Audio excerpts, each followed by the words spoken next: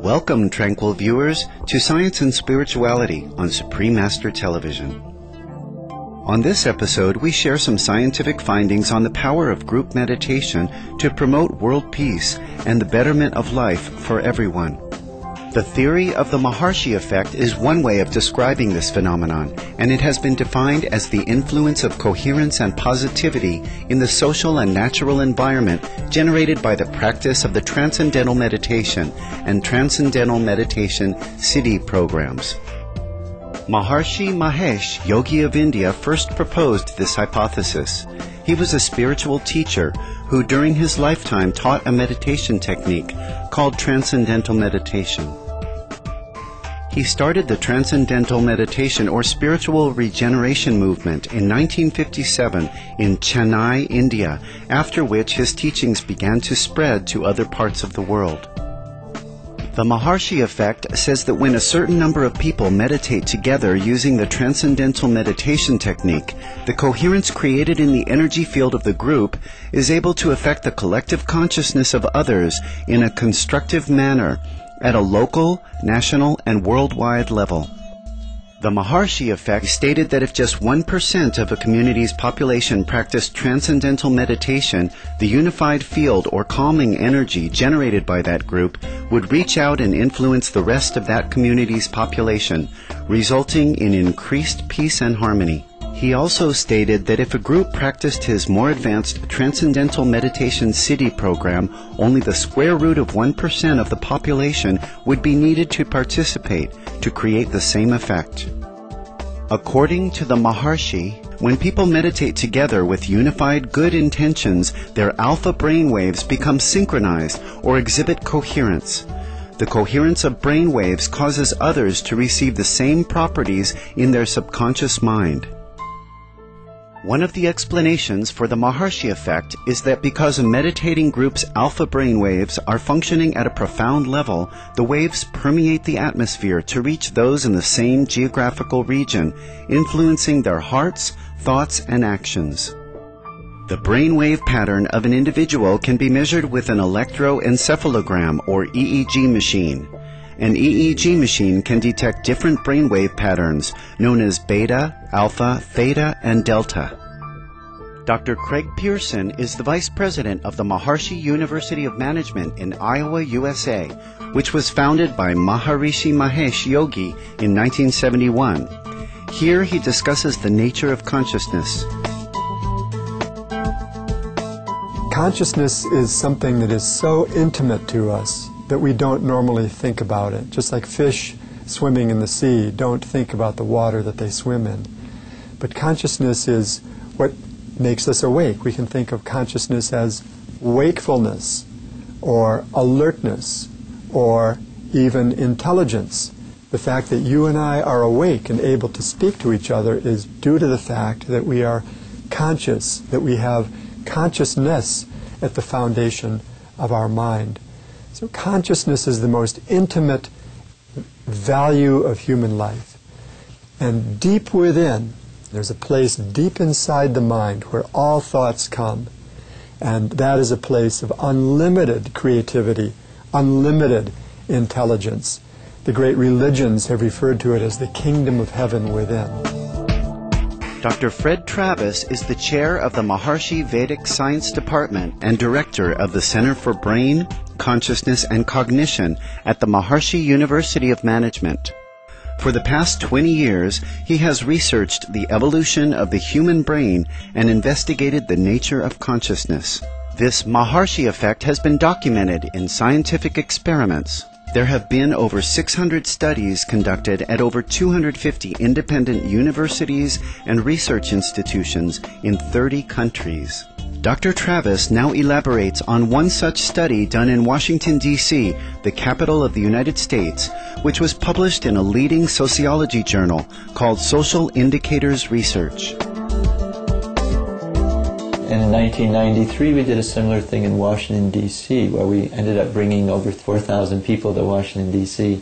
This was over a 3-week period. We were able to track 20 different indices that we had lodged previously with a group of scientists, so we weren't just finding the one that worked and that's the one we're reporting. We said these are the ones we're going to measure, and then we just measured them through the time. We found that as the numbers went up, the quality of life again went up.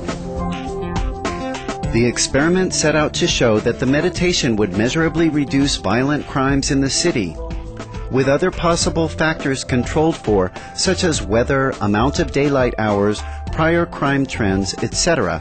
It was found that in the last week of the experiment, where the number of people participating in the group meditation was at its maximum, such crimes dropped by nearly 25%. The statistical probability of getting this result was calculated to be less than 2 in 1 billion. Carl Jung, a famous Swiss psychiatrist, introduced the concept of collective subconscious in 1916. He regarded the collective subconscious as representative of wisdom and self-knowledge at the deepest level. The following is one of his famous quotes on the underlying connection between all of humanity. Our personal psychology is just a thin skin, a ripple on the ocean of collective psychology. The powerful factor, the factor which changes our whole life, which changes the surface of our known world, which makes history, is collective psychology, which moves according to laws entirely different from those of our individual consciousness. We will soon return with more regarding the power of group meditation and the Maharishi Effect. Please stay tuned to Supreme Master Television.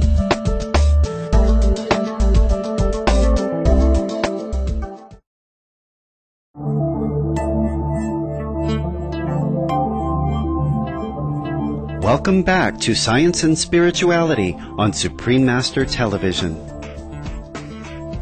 In the 1960s, Maharishi Mahesh Yogi put forward a theory called the Maharishi Effect regarding the constructive results seen after a proportion of a population comes together in meditation. He stated that if 1% or more of a community's population meditated together using his transcendental meditation technique, they could profoundly influence others in the vicinity, leading to more peace and happiness in the community. The influence of meditation can be much wider as well.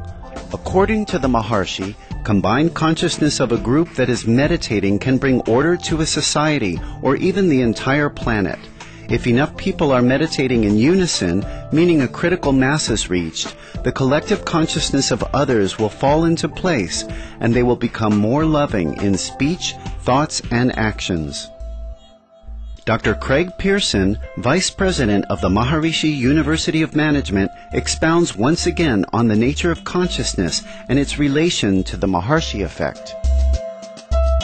Pure consciousness is actually the field of creativity and intelligence that gives rise to and sustains the entire earth, the entire cosmos.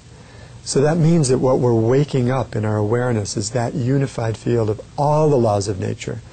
So it's a discovery whose implications for human life are really unimaginable, that deep within our own awareness we have access to nature's unbounded intelligence.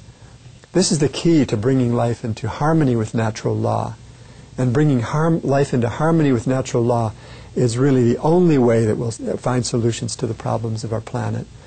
This is the towering discovery of our faculty. And there are many others in specific applications of this discovery of consciousness in the unified field and the different academic disciplines. But this is the great one. And the one that stands alongside that is the discovery of what we call the Maharishi Effect.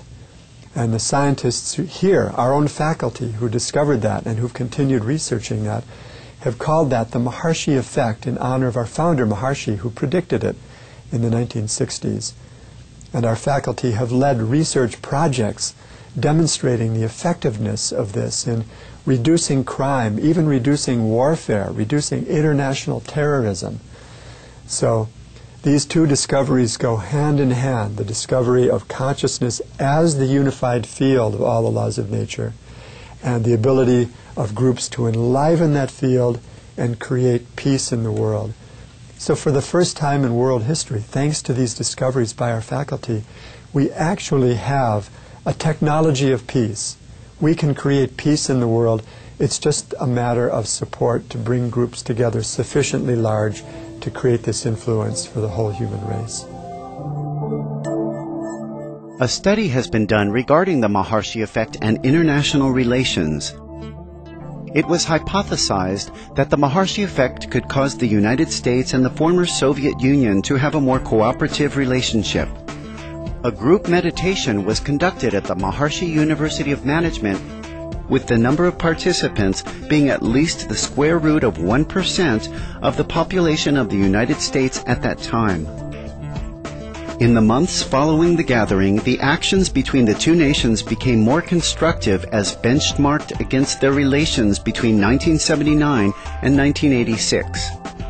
In 1990, the results of this experiment were published in Proceedings of the American Statistical Association, a compilation of papers presented during the annual meeting of the association.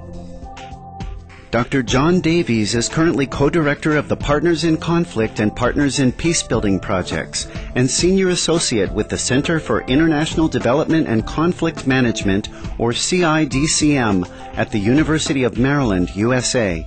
He has many years of experience in psychology, peacebuilding, and conflict management. Dr. Davies believes in the power of meditation.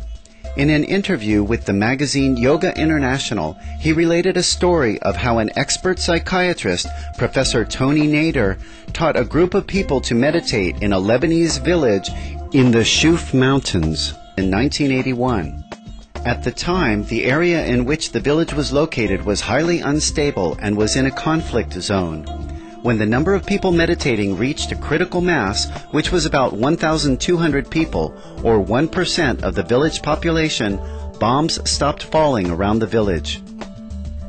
In the mid-1980s, in collaboration with the Maharishi University of Management, Dr. Davies and others conducted a study to show that the Maharishi Effect could bring peace to Lebanon, which was still experiencing conflict at the time. A group meditation was conducted in Jerusalem, Israel for 2 months. Group meditation was also conducted in Lebanon and in other nations for approximately 2 years, with several thousand persons participating. The researchers found that even when they controlled for other variables such as weather, religious holidays, the number of people meditating, and police activity, there was a 40 to 80% decline in violence in Lebanon during the periods of collective meditation. The result was replicated 7 times during a period between 1983 and 1985. The study was later published in the well-respected Journal of Conflict Resolution. To close, the results from experiments testing the Maharishi Effect demonstrate that peace truly comes from within, and that when we are all unified in purpose, such as in desiring a loving world, global peace truly can be accomplished. Let us all work together, meditate, and follow the compassionate lifestyle of an organic vegan diet so that we may quickly fulfill the promise of the Golden Age, a planet filled with tranquility, kindness, and love for all beings. Thank you, gracious viewers, for your company on today's episode of Science and Spirituality. Coming up next is Words of Wisdom, right after noteworthy news. May you enjoy everlasting peace of mind.